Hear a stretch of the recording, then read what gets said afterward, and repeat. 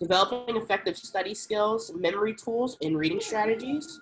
Um, so I'm from the Dennis Learning Center, which I'll talk a little bit more later, what the Dennis Learning Center is and how we can offer support for all of our students.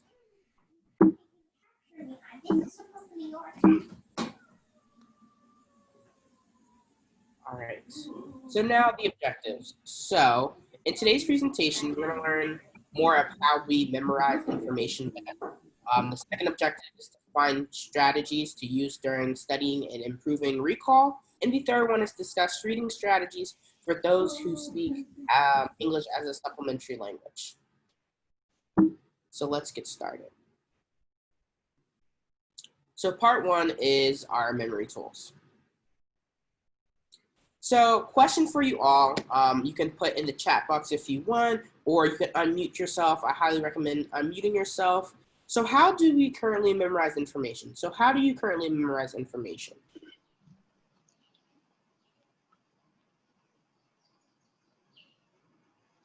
Can I try? Go ahead, yeah.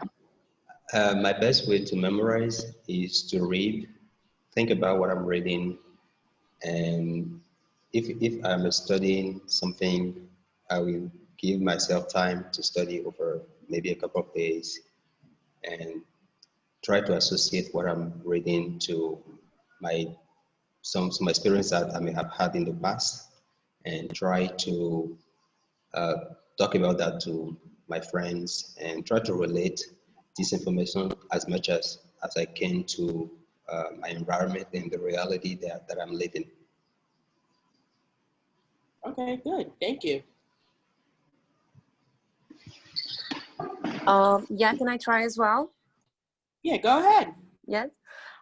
So I think the best way for me is with images, and later when I explain that to someone. So if I just learned something, I like to explain that, I don't know, to a friend or to my parents when I don't know, when I talk to them about my day. So I like to teach someone so that can stick in my head, you know. I think this is a really good way. And with images, I just learn a lot with images, memorizing. Okay, good. Yes, definitely. Like with images, that's another one. Trying to simulate things. But yeah, and definitely like talking to your parents about it too. And if you like vocally say it, definitely helps you memorize information more and sticks in your brain. Yeah, thank you. Anyone else would like to share? Yeah. I think for me, the repetition works better when I memorize information. Mm-hmm. Okay. So yeah, thank you all that shared how your memory helps you out and how it's important, like how you currently memorize information. So one big factor when important information is to reduce your distractions. So all kinds of distractions limit your ability to learn that new information. And with you trying to learn the new information, let's say for one of your classes, it's hard to have people talking around you very loudly or like different distractions going on that might distract you. Maybe people talking loudly might not distract you, but to others it will will be distracting.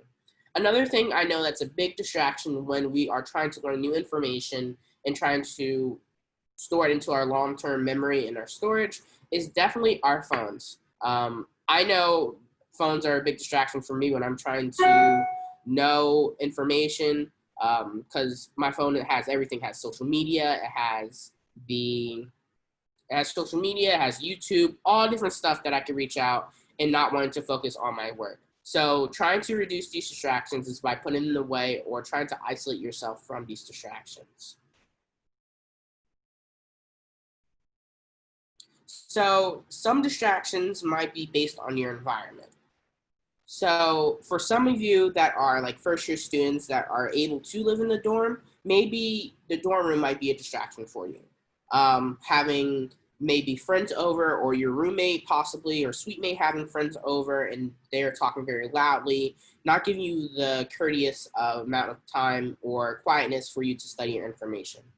This can also play a factor too. If you're not living on campus or in the dorms, you can also do this with living in an apartment with like probably your suite mates. That's another one. And trying to navigate that with them, trying to talk to you and have conversation with you. Now let's compare this to like a quiet like library setting. So to a quiet library setting, you're able to understand the information more because you're in a quiet environment. You see the student right here. They are in the library. They're studying very hardly. They're doing their homework. They're making sure that that's the best environment for them compared to this environment. This environment is a little more hectic because there's a lot of noise going around and also the distractions with phones too. Over here in this environment, it's not as much. So another question that I have for you all, so where do you currently study? If we have any returning students, you can share your favorite studying locations on campus or around Columbus. Or if we don't have any, if we do have like first year students, how did you study back at home? How did you study for your schooling back at home, your secondary, your primary schooling? So you can just unmute yourself and say what your favorite studying location was. Okay, as far as I'm concerned, I study better if I'm alone and if I'm in a place where I'm not surrounded by anyone. I can lock the door and stay in my room and study throughout the day. That's how I study. Yeah, definitely. That's how I study too. I like studying by myself because I'm very talkative with my friends. So not a good environment for me to study with a lot of like friends or to study with like other people because I'll get distracted a lot. But I do encourage people to study with groups because you're able to learn better. It's a social psychology. Actually, that's another presentation that we give at the Dennis Learning Center if you're interested. Anyone else about like where do you study? Where some places on campus? Like your fan favorites for studying.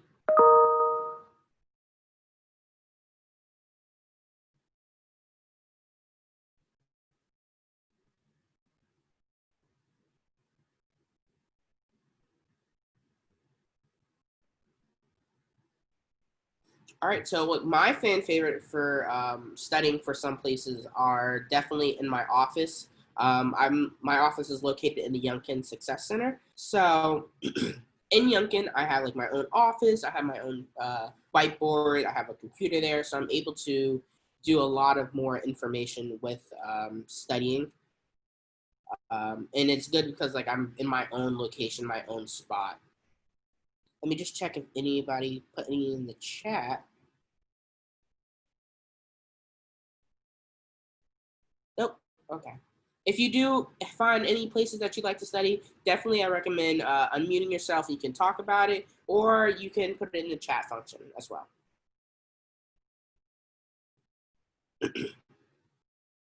So if your current studying environment isn't working, try something else that might work.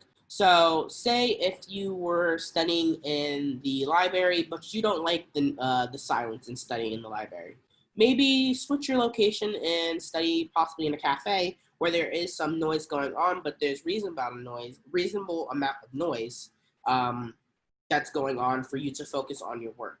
Another one could be possibly like your dorm lobbies, if it's possible for you to study there with actually practicing social distancing.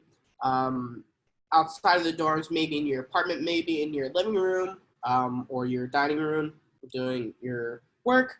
Or another one could be outside, even when it's like a nice day. And I know in Columbus today, it's a nice day. A lot of you might not be in Columbus right now, but if it is a nice day to go outside and to study, definitely try to do that because you need that good fresh air. And it's nice to see other people study and doing their work outside. So now let's talk about knowing when and how to take breaks within studying. So a lot of students, what they do is they just study for countless amount of hours. And it's not very helpful for students to study for that long of a period. So say if you're studying for, let's say 3 hours with no breaks, you're not able to retain the information a lot more. There's actually a study shown where there was college students, 100 college students, and 50-50 or split 50-50. Some students had to just study with no breaks. And then the other 50 students did study, break, study, break, study, break, study, break.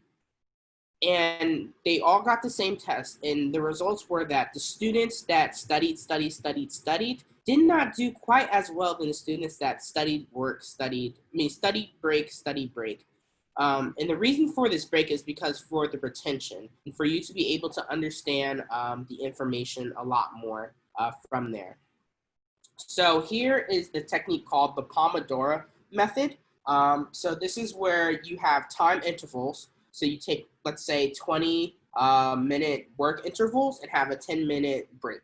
You keep on doing this cycle until you're able to complete your assignment. I would say a lot of students cap off at like maybe 2 to 3 hours trying to do the Pomodoro technique. And they find it very beneficial because they're getting that break and trying to understand the information a lot more. Now, within that break, I wouldn't suggest doing a Netflix break or a Hulu break because there's nothing for 10 minutes that you can see on Netflix or on Hulu. So definitely, I would say move from like TV, things like video games, YouTube videos. Well, maybe YouTube videos if they're under like 10 minutes for your time frame, but you're not able to, you really get like more incentives to watch that movie or to watch that TV show if you do it at Netflix break. So the best things to do is to have possibly like a water break. Also having sticky notes to mark down your activities when using the Pomodoro technique, or having like a healthy food break, maybe walking around your apartment, your room, going down to get your mail. Other things besides looking at your phone or looking on TV, so you can remain that focus and have that head space and mind space. So next is we're going to talk about how to activate a schema. So with skimming, I'm going to read this. So with skimming the recommended reading prior to lecture kickstarts the process of creating a new mental framework and reduces the amount of unfamiliar terms. So in summary for this slide, basically when you are looking at your recommended readings for like the upcoming class period or the class that you're about to start in, next week or no, in 2 weeks, is to skim the readings and see what you need to know. So try to look over things like the objective, maybe the chapter outlines, and at the very least, look at new vocabulary to be able to do this. So when looking at our recommended reading, just knowing to skim it and to understand, to get that mental framework so you're familiar with some terms to reduce that unfamiliarity that you're going to have. Now let's go more into like organization of our memory. So organizing ways that make sense to you is the best way possible. So students nearly always retain more information when they are forced to find their own structure. So these are two different structures, but this is for more of a English class that you have to do, like for an essay writing class. So on the left-hand side, you see there's a 5-page essay outline. This is something I do similarly for my personal self. So I always do an outline when I'm doing my essays, and it looks very much like this. So you see is they're broken up into different sections. So intro, first paragraph, second paragraph, third paragraph, and conclusion. And so within that, you create bullet points trying to flesh out your ideas when trying to think of these essays. So when you break this up into smaller pieces, it really does help out in understanding information. And then when you actually are going to write this essay, when you can finish this outline, I would, me personally, and I give suggestions to my students as well, is to have each paragraph and write it write one paragraph a day. And we'll talk about that more later. It's called an idea of distributed practice that we'll talk about in a few more slides, actually. Now, on the right-hand side is also similar to the 5-paragraph essay outline. It's just more in like a concept map way. You trying to connect the information and ideas off of one another. So what is chunking and abstracting? So chunking is organizing things based on similar meaning or position in the text. So when you're doing this, trying to think of similar meaning, you see on this diagram right here, you have like a whole content that's all highlighted that you highlight throughout the text. But on the right-hand side, you see after you've done the chunking. So you're only outlining the similar meanings of position of text. So what you need to do in order to organize your thoughts in a careful way and the similar meaning of how the text is going to be important to you. Now let's go more into abstracting. So abstracting is basically you organizing and prioritizing information based on similar levels of importance. So over here, you can see in this picture where there's a lot of purple or pink highlights. So that maybe have similar meanings. Maybe that's like research that was found within the study that was being shown. So let's say this is like a science article. And then in the green, maybe it's some background information about the researcher. Maybe in orange is the conclusion that you got from this study or the conclusion that the author might have from the study. So now we're going to do a quick activity with our memory. So with using one of the skills that you learned that I just talked about, I want you all to memorize this list. So I would like you all to look it over. I'll give you like 2 minutes to look it over and see how you're going to be able to do this. I want you to remember like all the letters for this list. So take some time to memorize them.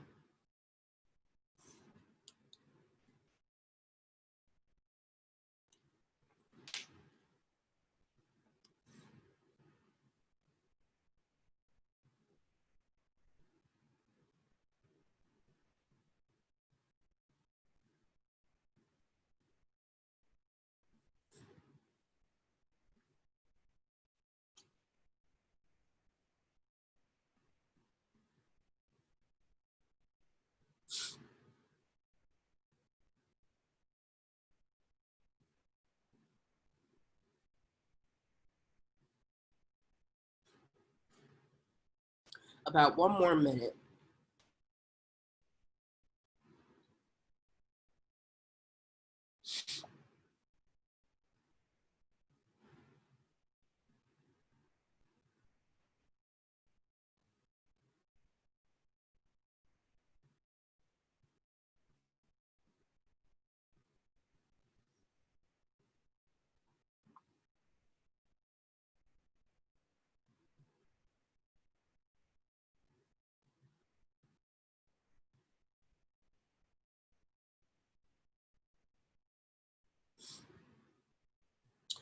All right, so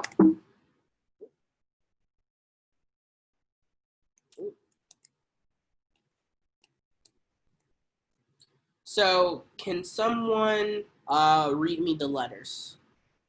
Or does anyone have them memorized?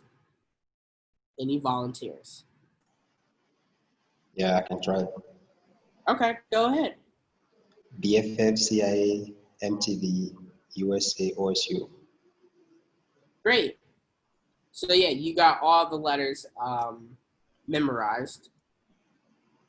And basically, how did you do that? How did you remember all these letters? I just split them up into acronyms, like the most meaningful acronyms that I can split them up into. And I came Right. up with these acronyms. So yeah, exactly. That's what this activity was meant for.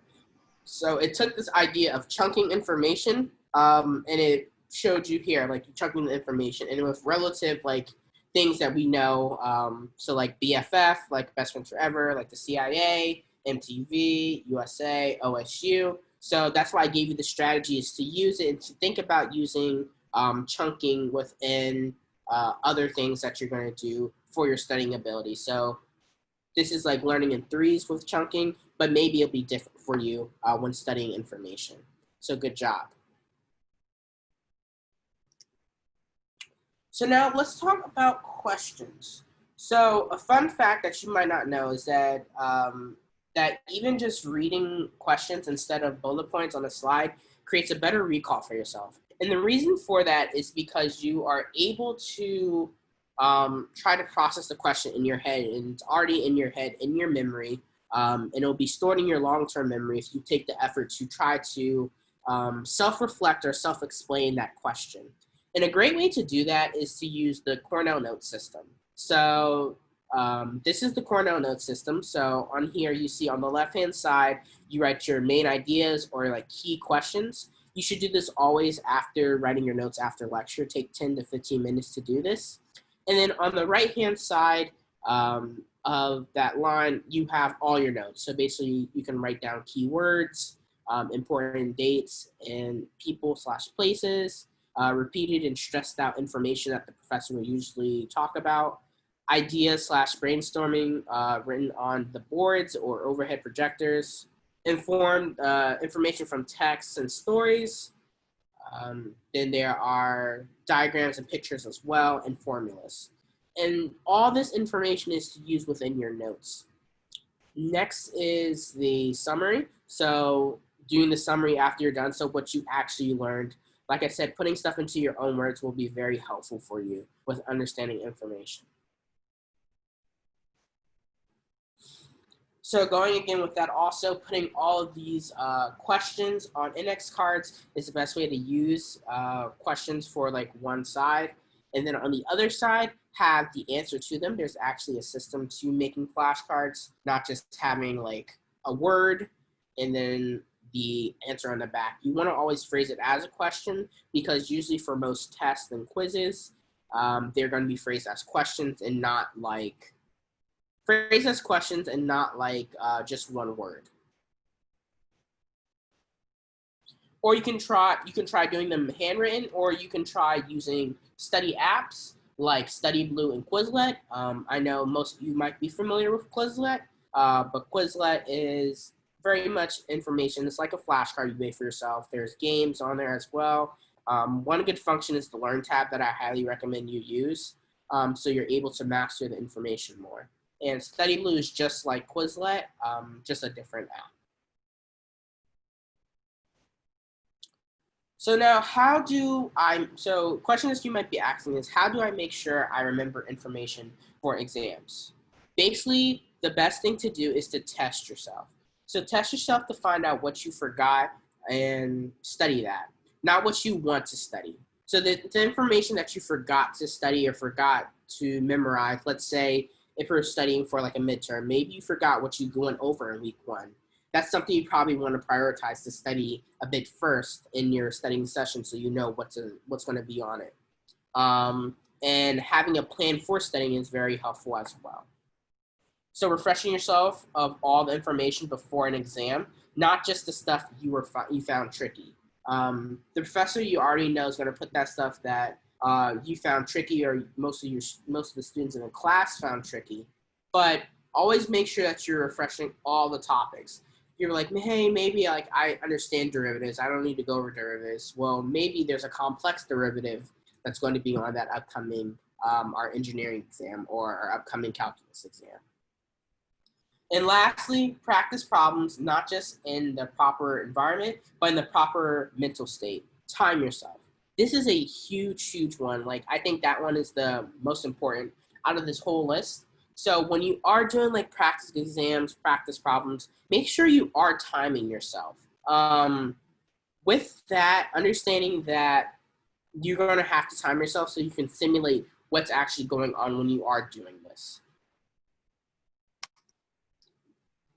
Now let's talk about this idea of distributed practice. So question for you all, you can either write in the chat box or you can unmute yourself. So the question that I have is, what student is going to have the best rate of recall?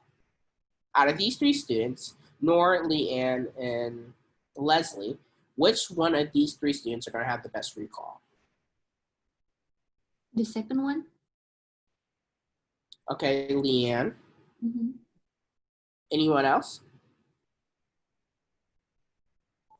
Leslie? Okay, Leslie. Okay. I would say Leanne. Yeah, okay. I was going to say that depends on the learning ways each person has. So I don't know if Leslie learns memorize things better, making those breaks, that's okay. If Lee works with breaks of studying 1 hour straight, I think that's okay as well. So that will depends on the person and the learning approach they works better for them. Okay.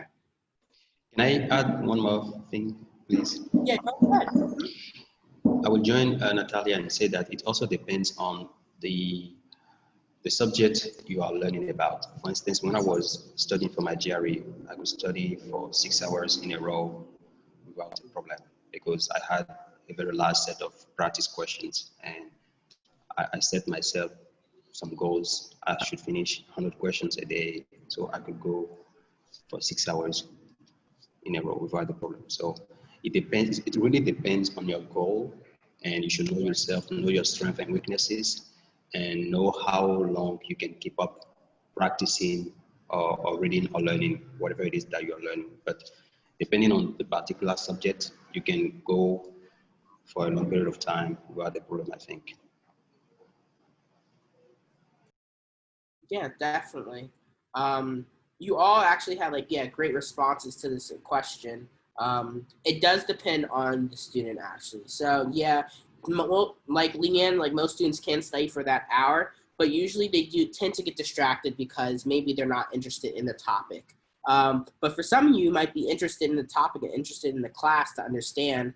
But usually I would say that Leslie will have the best way possible. The reason why is because she's chunking her information into 30-minute intervals. So we still have this idea of chunking. So Leanne is still doing this idea of chunking with doing hour intervals.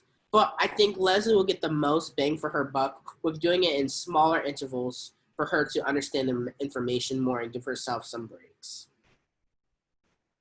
But all great responses, all like I agree with all the responses that you did give. It does depend on the student, but Nora is not the ideal way to do it because studying for 4 hours and with no breaks in between really is definitely like a hard thing to do. Um, but yeah, so let's continue. So now let's talk about this idea of why cramming does not work. So if cramming was easy and fun, you wouldn't regret it nearly every time you would do it. So even though like most of us like that adrenaline of like procrastination and trying to cram all of our work in like the last minute, cramming affects not only it might not affect your work, but it does affect your stress, your anxiety levels when trying to do information. So here in this graph right here, we have the probability of remembering information and the position of the items in the list. So from the beginning, here's your primary efforts of trying to remember information. So it's pretty high, but as you tend to get more deeper into the content, you tend to not probably remember the information a lot more. And then you have the receiving effect where you do remember like the last couple of units, so probably like 2 units, the last two and then the first 2 units.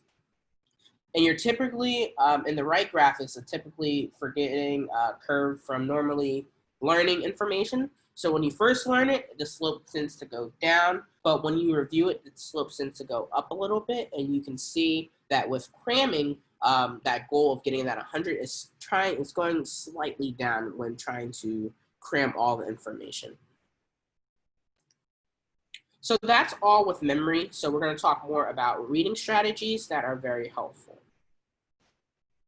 So reading strategies, so there's different approaches, different types and purposes of reading and with different strategies. So identifying what type of reading you need to do, things like textbook reading, our research paper, possibly our novels, essays, different readings that might be assigned to your class for different majors.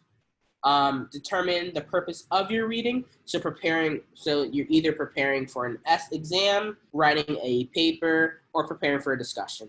So usually this is the thought process when we're getting reading assignments. To identify what type of reading it is, so looking at which reading it is, if it's in our textbook, research paper, a book that we read for class, or probably an essay that the professor sent out. And then determining the purpose of it. So are we going to write a paper on this? Like what are we going to do in class the next day or the next couple of days? Are we going to have to write a paper about it? Are we going to have to prepare for an exam? Or are we going to prepare like a discussion-based thing? So now these are 3 different styles of reading when you're trying to read information.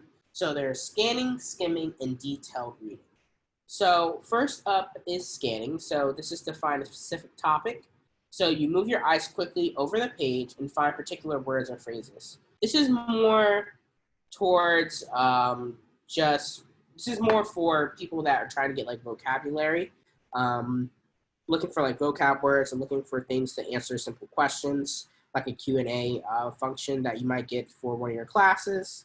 So this is like if we're thinking of it as a triangle, this is like where you start at the top of the triangle to understand the information. An upside down triangle is to study the information. Then next we move on to skimming, so it's to understand the general idea. So read quickly to get the main points and to skip over the details. And we'll talk about that more in our example of how you actually do this with all 3 of these topics. But usually this is more for understand the main focus. So this is more for discussion-based things, possibly for like essays if you do need to know, and also exams. And then last bullet is detailed reading. So this is to understand a topic fully. So read every word and learn from the text. Skim first, then go back to read in detail. So this is where it requires the most work. This is where you read every word to learn from the text to see what you need to do. Maybe you need to come up with do a debate or a speech about this. So this is where I would use detailed reading and more focused on. So you'll skim it first, then go back and to read it more in detail. So you're going to take like the skimming function, and then you're going to read it. Then you're going to read it in more detail to understand it more. And so here is a section. So here's a page of like a reading that you had. And so for scanning, so to find the phrase, find this phrase. And basically you'll use the scanning method to do that. So just quickly glance over this piece of paper for customary international laws, and that's where you find it. So it's right there, and you underline or you annotate where you got it. Next is to skim, so to understand what is the main point of the passage. You would usually read, I would say for understanding the main focus, is you usually read the first and the last sentence of the reading, because usually that's what the main focus is. More in the middle or in the middle of the readings are the details, which maybe you're not wanting to focus on. But let's say you identifying the first and the last sentence of the paragraph that's given to you within the article. And lastly is our detailed reading. So to be able to explain why are the allocation rights difficult to legislate. So that's a question, like an open-ended question that you need to know and probably provide some details with. So you're more focused on like this paragraph right here instead of the whole text. So I would say detail read this section. So skim over it the first time and then going back to take notes and doing some details about it. So with that, to become familiar with the material. So always use dictionaries and glossaries effectively, especially with certain terms that you might not know the definition for and might be a little difficult if it's not like within your field or you don't understand the information. Next is to use your native language effectively, but don't rely on it. Oftentimes, if English is not your primary language and you want to use your native language, effectively understand that sometimes that when you do use your native language, it might not always translate to something that's in English, and also vice versa. I know English is such a different language. If it's not like people's native language that they speak, it's really hard for them to try to convert things back and forth, and it gets all messed up. And then lastly, if you're completely unfamiliar with the topic and need background knowledge, it is sometimes helpful to refer to sources in your native language. So referring to sources like encyclopedia articles that you might find interesting to use for a topic that you have to write about, Online newsletters, definitely newspapers are really helpful as well. Magazines, blogs, other things that might be helpful for you to be familiar with the information that's given to you. So now let's talk about active reading. So being an active reader and not a passive reader. So when I talk about being an active reader, I'm talking about thinking and asking questions to find your answers as you're reading. So being more interactive with the reading piece. So most passive readers just read the information, don't have any annotations onto their document. That's really more of a passive reader. What I want you to do is be an active reader by having questions into the margins, thinking about other components, finding answers to like the reason why, underlining, annotating, doing all things like that. Next is taking notes, making comments, underlining. Like I said, talking about underlining is very important, making comments and notes. So making the reading more personal and understanding to you so you're able to understand the information more. And then lastly, don't just read. This is the most ineffective way to read. Like I said, when we were talking about that study, that's the most ineffective way to study. So you just reading is not that helpful either. You're going to have to be an active reader by doing all these steps of taking notes, making comments, underlining, creating questions for yourself, really getting involved in that reading assignment that you have. So improving your speed of reading.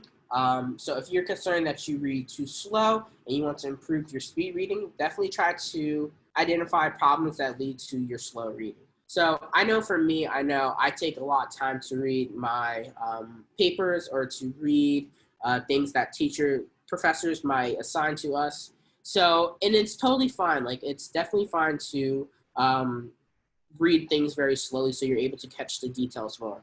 But if you do find it's like as a trouble for you, try to identify and pinpoint some things that you want to improve on within that reading. Maybe improving your vocab by looking at glossaries and thesauruses to understand the information more. Or looking at other things that might conflict with your reading, being unfamiliar with the topic, or not having like the best sleep. So trying to identify things that might be the problem for that reading. And I'm getting like asking these questions too. So am I getting distracted? Am I very unfamiliar with this vocabulary? So identifying what is the strategies that you need in order to be successful to improve that reading skill. And it definitely helps out a lot. So reading strategy example. So you can always do a KWL chart. You can apply this for your active reading recall. So the K stands for no, the W stands for what, and the L stands for what you learned. So for the K, so what did I already know about this subject or this topic? So this is what you should do before the reading. So just look at the title of the reading and to identify what you want to actually know, what you actually know about it already. Let's say the topic's like photosynthesis. So putting in the no in the K chart, knowing what you know already about photosynthesis. And then now we go more towards the W. So what do I want to know? So this is also the pre-reading as well. So this is basically you having questions for yourself that you want to be answered within the article. And the last one, the L, is at the end of the reading, what have you learned? So what you can do for this that can be very helpful with the L is to answer the questions that you got from the W section. So answering, let's say, what causes photosynthesis to happen? And then you having in the L chart, okay, I learned that the sun and other sugars help with photosynthesis to happen. So that's more of you being an active reader and taking charge in your reading, and not being that passive reader, just reading the article and not taking any notes and thinking outside of the box. So questions, does anybody have any questions about memory tools that we talked about or different reading strategies? Anything that was very unclear that you want me to talk more about? I'll take some time to process all the stuff that we just went over as I get a sip of water.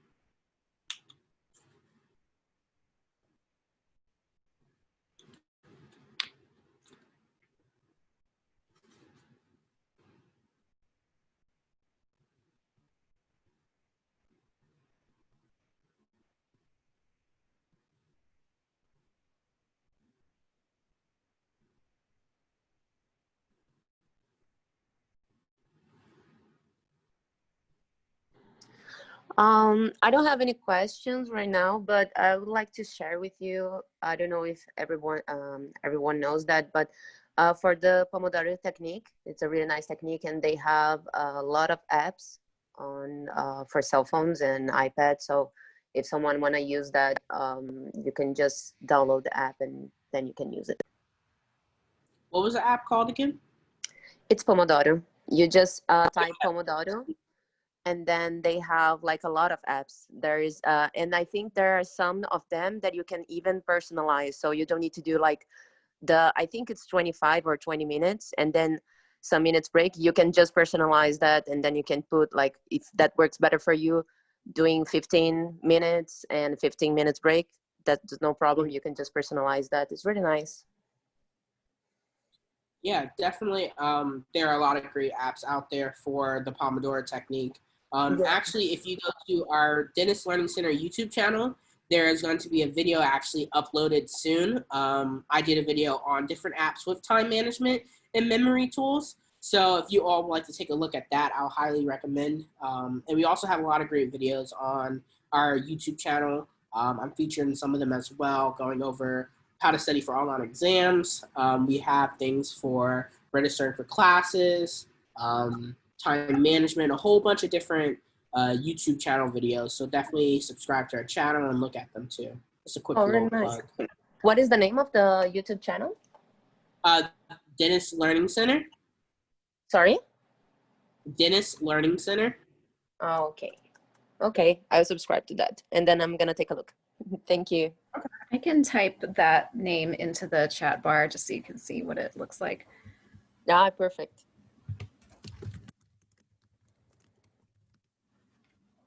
All right. So if no one else has any other questions, we are at the presentations. So thank you. I have a question. Oh yeah, go ahead. Yes, my question was related to your introduction. In your introduction, you were talking about places where we can stay to study, for instance, in Columbus, on campus, for instance. So my question was related to the library. If I was going to stay in the library to study, how late can I stay in there to study, for instance? So there are different libraries around campus. So I know 18th Avenue Library is open 24 hours. And there are other different libraries like across campus. There's one in Smith Lab, I know. There's Thompson Library that's open for their hours. So I would go to the OSU University Library's website to check for the hours and facility hours for this upcoming year, because I don't know if they're going to change due to the COVID crisis that's going on. So it might not be the same way. Okay. Yeah, Thank you. Usually what they do is also around exam time, they extend the hours at a lot of the library locations. I put the link to the library website in the chat. It is possible that they'll be restricting things a little bit just because of the health situation, but we can take a look at their hours there. Okay, thanks. So yeah, if you can all either use your phone to scan this QRL code, or I'll put the link actually in the chat as well after I exit out this presentation. Just workshop feedback of how I did on the workshop, things that you liked. And yeah. So thank you all for coming to today's workshop. I'm going to talk really quickly about the Dentist Learning Center and what we have to offer before Caroline talks as well. So we have all different workshops. So with the ones with the Office of International Affairs, we do have different workshops with them, but these are workshops that everyone's allowed to go to. These are focused on motivation and learning strategies. So things like procrastination, memory tools, stress less, learning strengths, note-taking, effective study groups is which one I give a lot. And also I'm creating another presentation on group projects if you're interested in looking at that workshop. Test taking, preparing for papers, gearing up for higher education, more for our first year students. And a fan favorite that a lot of students have been asking for is surviving science and math related courses. That's a huge one that a lot of students, a lot of STEM students like and get a lot of information out of. Next is our courses. So we have ESEPY, our 1259 course. So this is an individual learning and motivation strategies. This class is basically to help you be more successful with your classes in college and be able to understand the process of the college way. So this is becoming a self-regulated learner. You overcome procrastination, build self-confidence and resilience, gain effective studying strategies, and also master communication. This is a flagship course that we do give, and definitely you do get a higher GPA from this class. This really is like a GPA booster class. It can really help you not only for this class, but for other classes as well. Then lastly is academic coaching. So if you are interested in having personalized one-on-one coaching with a peer, like myself or my other colleagues, we are all undergrad students, and we also have one grad student coming a part of our team as well. If you're interested, you can definitely schedule with go.osu.edu/free appointments, or go on our Dennis Learning Center app. Our Dennis Learning Center website. That's the most effective way. We'll be doing them on Zoom this year. So if you're interested in an appointment, definitely look on our website for that. I know for me, I'm coaching undergrad and also starting graduate coaching as well. So I know there's some graduates here. So I'm doing graduate professional coaching as well. And also, if you're interested, you can follow our social media accounts on Facebook, Instagram, and Twitter. We have a lot of things on there with tips and tricks and also interactions with different staff at the Dennis Learning Center.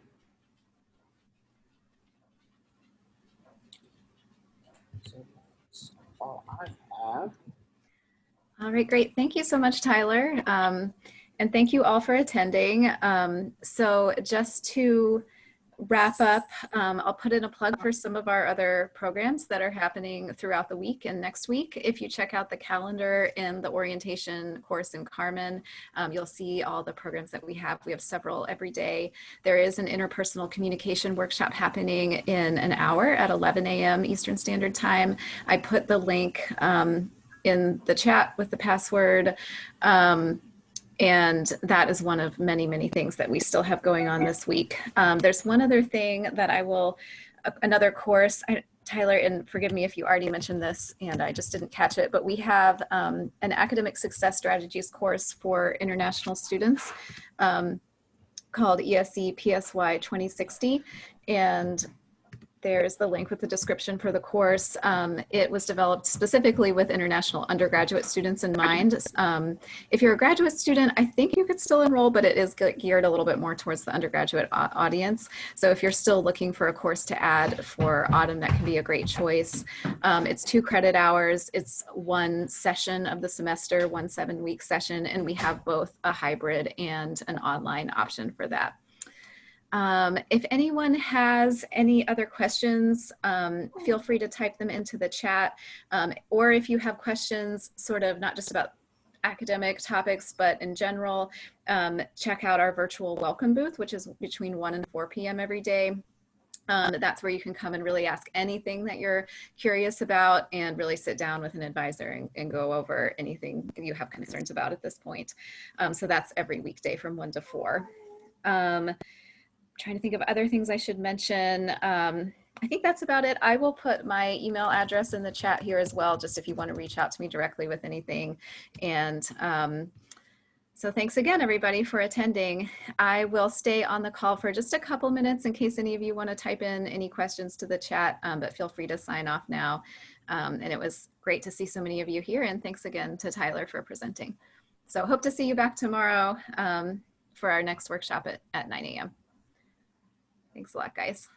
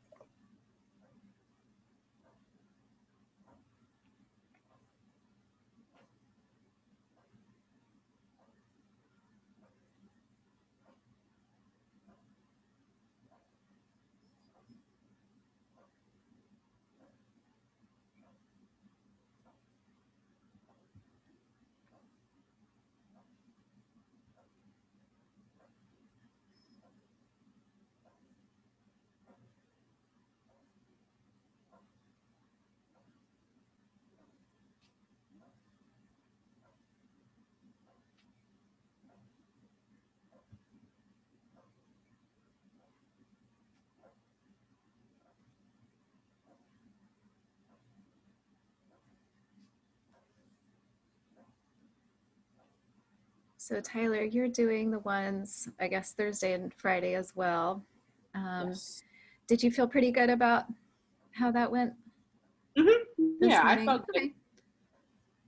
Just Alrighty. different setup how it usually Yeah. is. Have you usually. done other ones via Zoom This is before? actually my first one. Okay. via Zoom. Yeah. All right. Well, great job. Well, I guess I'll go ahead and end the call, but I will see you tomorrow morning as well. Yep, I'll see you tomorrow All morning. right. Thanks. Mhm.